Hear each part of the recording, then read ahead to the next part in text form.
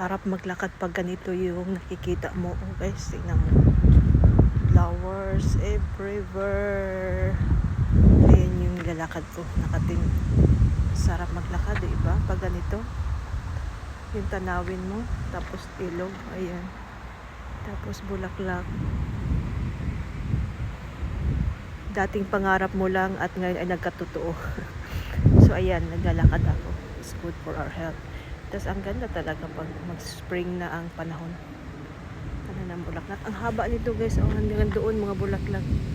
Tapos yung mga puno, mayroon ng dahon. Yehe, ang saya lang. Oh, ayan. So ayan. Ang haba ng lakarin ko. Ang ganda lang ng combination yellow at white. Diba? So ayan, ito naman siya puti. Yan, lalakad ako. Kailangan natin magpahangin. Ayan.